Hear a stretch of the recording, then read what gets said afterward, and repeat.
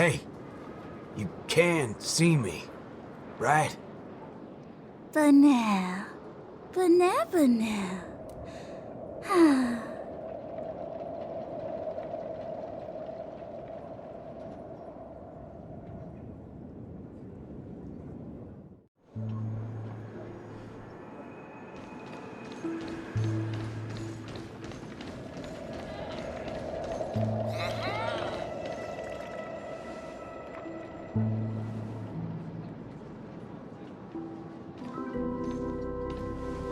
What's this now? Watching TV gotta be this complicated? Oh, you're back! This is the theophany that Montana told us about. The only way to see Slumber Nana Monkey is apparently through forming some kind of connection with the Assista Nana? Thank you for waiting. Oh, another member hoping to see Slumber Nana Monkey? No, not her. Just me. Trying to worm your way in again, huh? But you won't be able to establish a connection if you know nothing about Slumber Nana Monkey. You look unfamiliar, but you don't seem like a regular member either. That's right. Been told I'm quite talented. Huh? What talent do you have?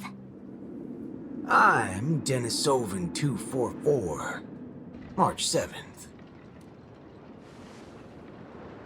Oh, it's you! Yes, I've heard about you. You have the potential to truly reach the source! Please, come over to me. Not so fast. What are you up to this time? The dimmer of us two plays a bait. The other gets ready to fight. Keep watch outside.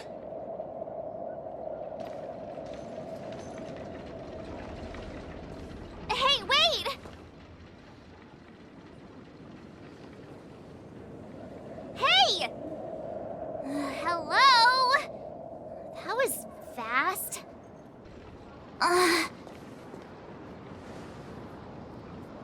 Really now? So he's actually talented?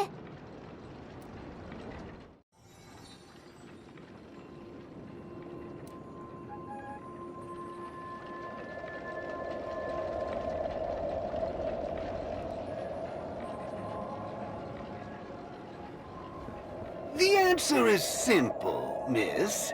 This gentleman here, he wants to visit the past more than anyone else in the room. What's the big fudging idea here? Is this all there is? We meet again, sir. I've seen run-down saloons fancier than this place. You call this a theophany?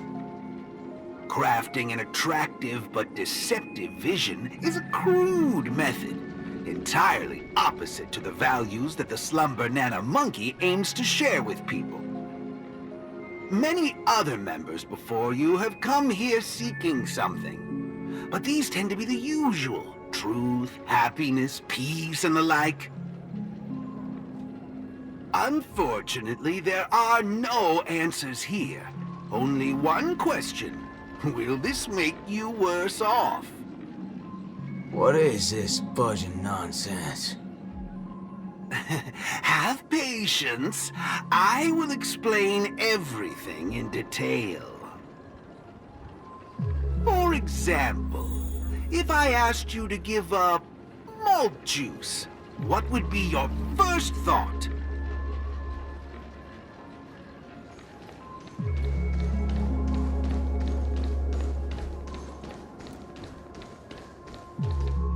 You'll want to get a drink before that, won't you?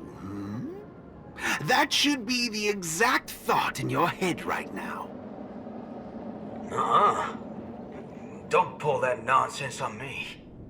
A classic will always be a classic. Now, hold on there, partner. Sometimes you gotta try something new. Introspection is key, no matter the hour. You see, these are the thoughts that come to your mind when you were given that question. Sadly, it appears that whichever option you choose, there will be some lingering regret. With that, let's go on to imagine a scenario that doesn't hold true in reality.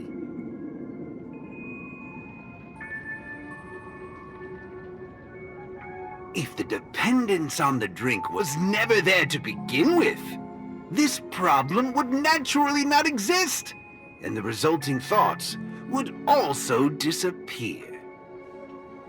Here's a question. Will this make you worse off?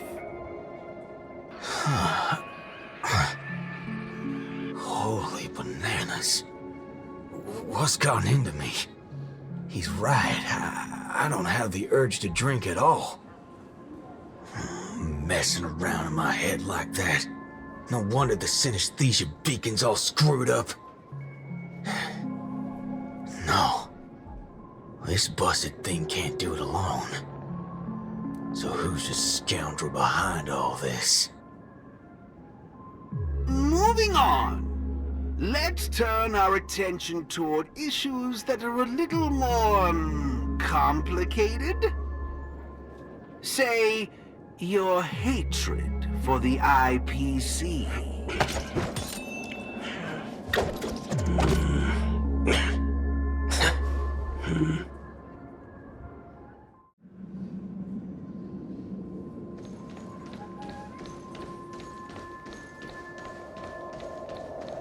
I see. That is one vast and endless wall of rage you have there. Since you know, think before you speak. Don't go asking for trouble, you banana. Calm yourself. Slumber Nana Monkey wouldn't preach about forgiveness or burying the hatchet. Now that's something even I'd find annoying. Instead, it'd support you taking vengeance into your own hands. Just like this.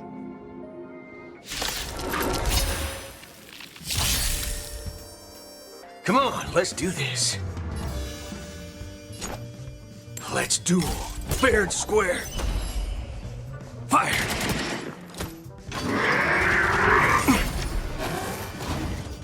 Try that again!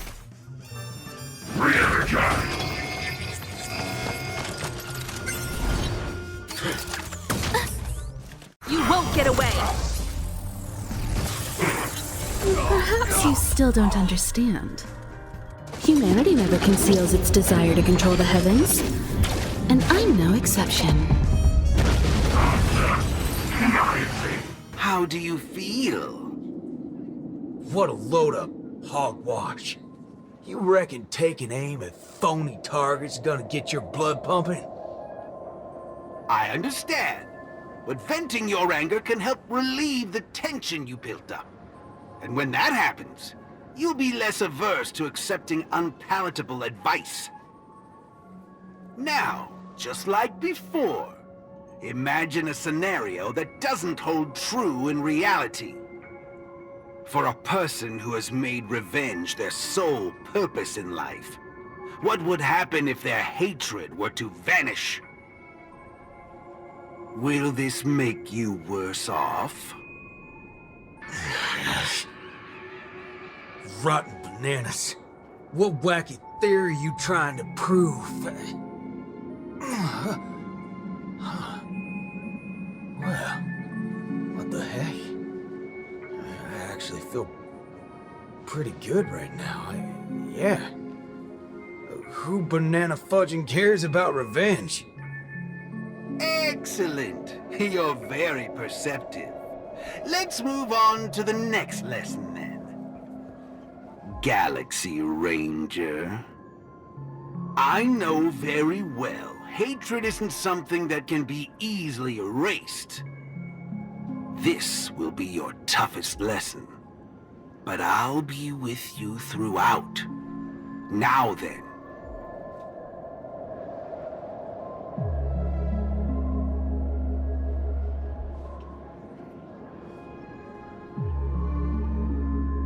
Will this make you worse off, Mr. Ranger?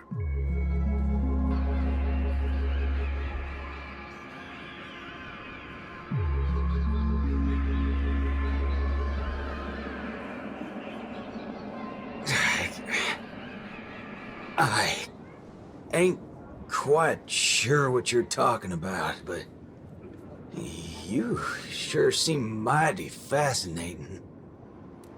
Nice to meet you, partner. What's your name?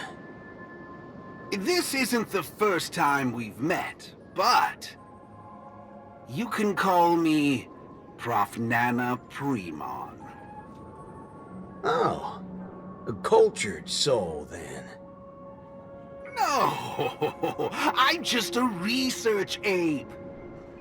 And you'll soon be mentioned in my research report. Handling the commotion at the university is easy. The main concern has always been here, Dreamflux Reef.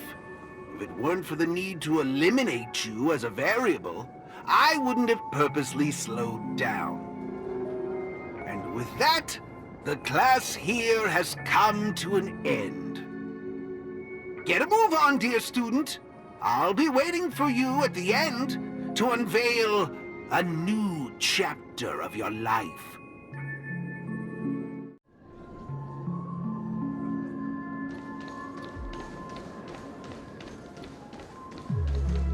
Erudition is but an affliction that the average person cannot bear.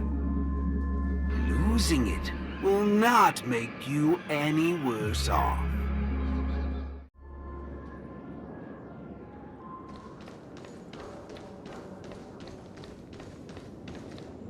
Forgetting these colors will not make you any worse off.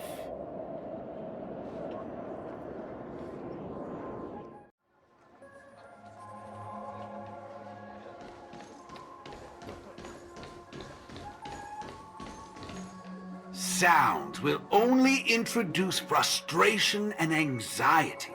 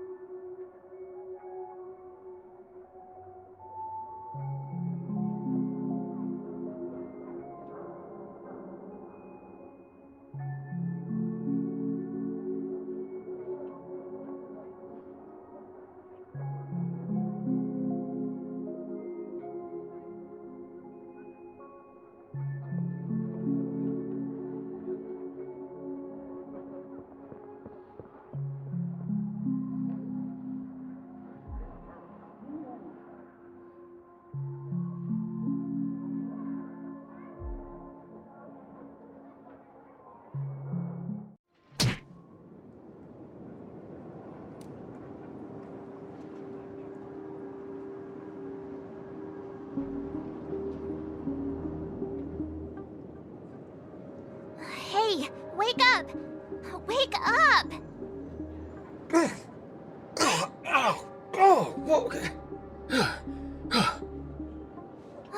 I made it in time. Thank goodness you didn't end up like that.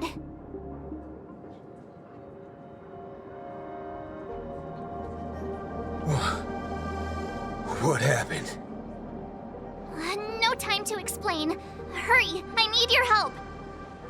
I'll go wake Montana. Hurry! Huh? Wait. What's going on? This is my grace, Miss Nameless.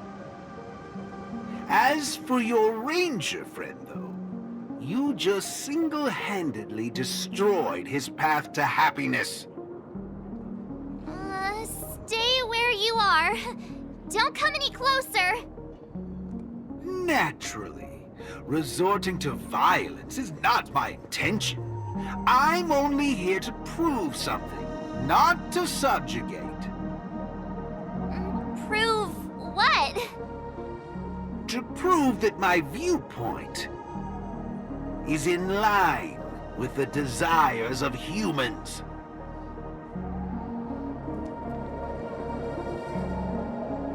Montana? March 7th? What are you trying to do? Gosh, Montana! Don't you see what's going on? The bad guy's the one behind you! How could you say that? And here, I thought you loved Slumber Nana Monkey from the bottom of your heart! You... Banna? Oh, Montana. I think... Let's get out of this place now. Hurry! As you wish. I look forward to you providing the last link in my proof.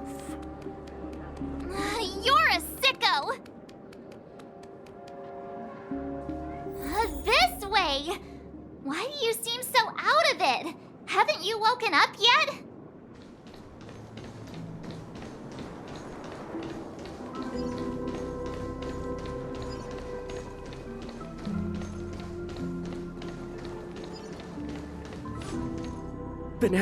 Banana? What's your problem? Why are you blocking our way? You're free to leave if you wish, but not with my subject. He's still under observation. Your subject? Mm-hmm.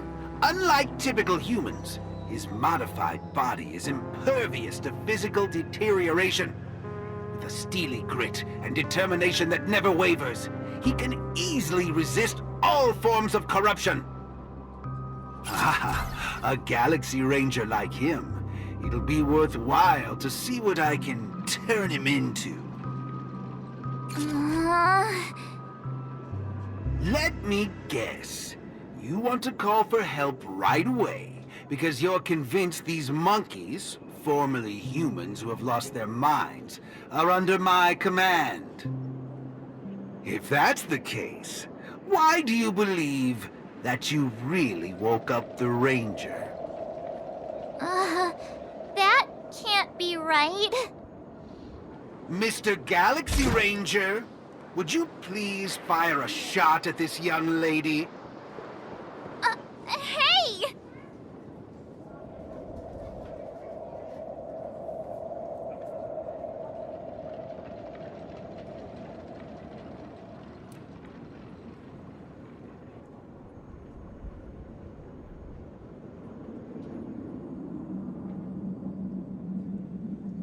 But, sir, killing folks is against the law, especially when it's a lovely lady like her.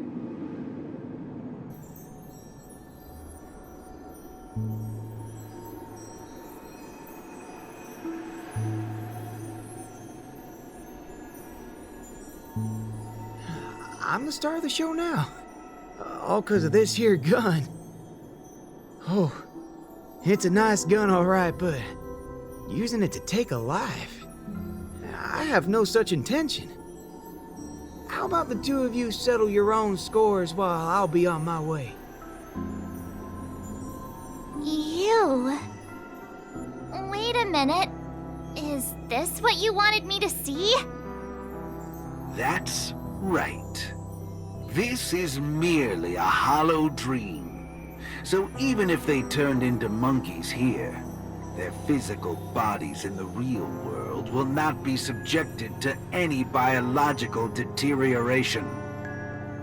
The Ranger's extraordinarily staunch and unyielding mind made him an even more valuable specimen to be studied. His mind hasn't been completely wiped out. Instead, he is neither a monkey, nor is he a Galaxy Ranger. He's a young Bootil, one from many years back. Back when his homeland hadn't been ravaged, when he lived as a carefree child in the grasslands. A partial regression. How very interesting indeed. If memory serves, This version of him is at least 10 years removed from the older Boothill, when he first fired a shot at a bandit. Miraculous. Be it the Sweet Dreams Troop or myself, he can end it all with just one shot. But it just so happens that the decision to pull the trigger has to be made by his soul rather than his body. The child version of him now is completely incapable of firing his own gun. All right, Mr. Cowboy, come to me. Let's finish your final lesson now. A Galaxy Ranger that stands on the side of Dr. Primitive. A traitor born from nurture. This warrants several more research papers. Dreams. Hey! Don't go over there! Be quiet, young lady. And mind your manners while class is in progress.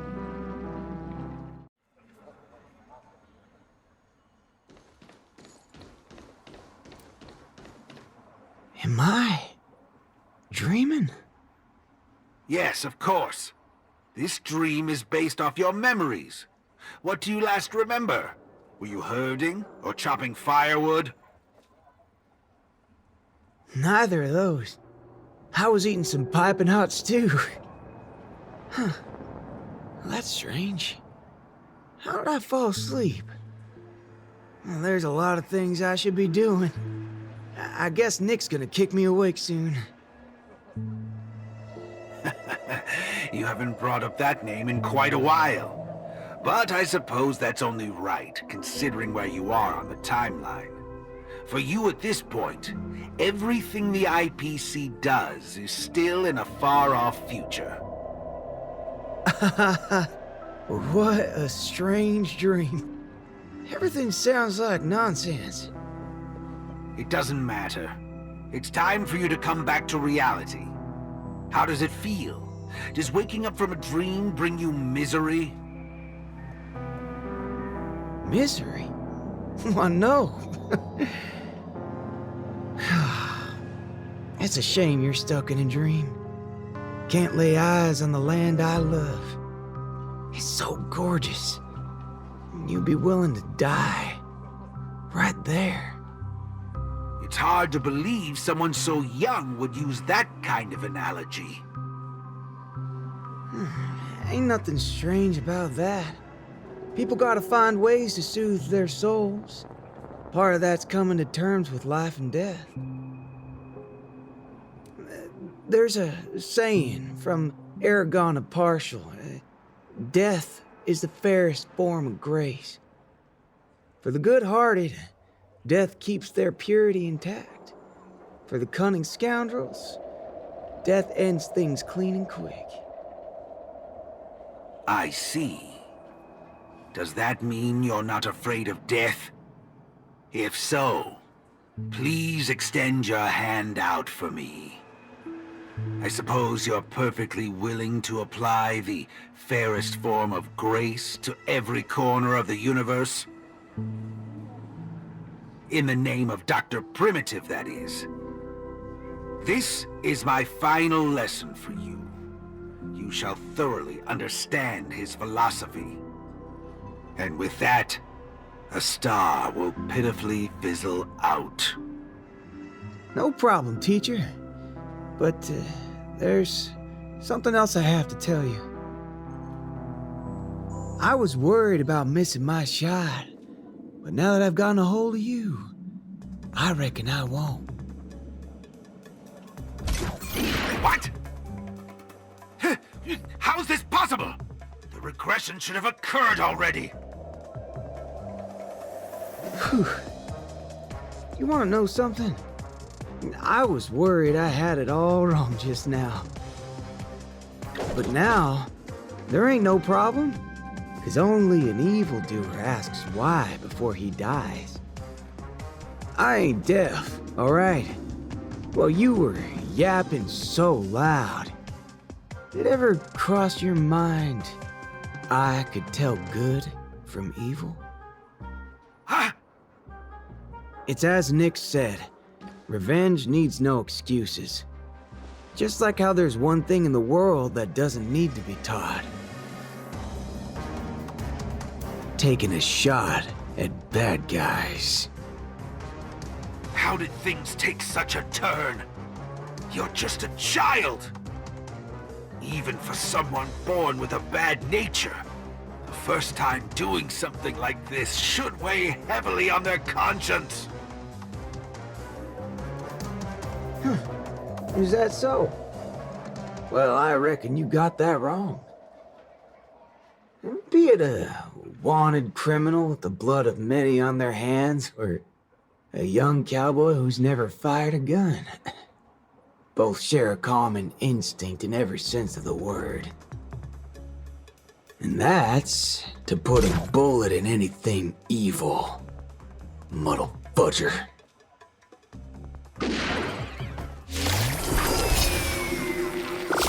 I'll let you in on a secret, little fudgehead, for tampering with my synesthesia beacon. I'm gonna put a bullet in you.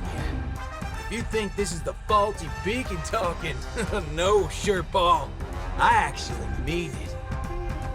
Death is the fairest form of grace, especially for muddle fudgers like you, who will only become worse forms of evil with time. Bring it on, Borker. Draw.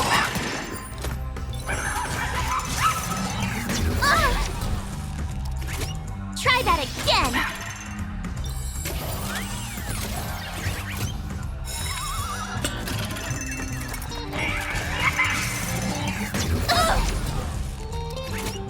You can't run! Stand down. Fire! There's no reasoning with you bunch anymore. There are only two kinds of people in the world. Those with a loaded gun.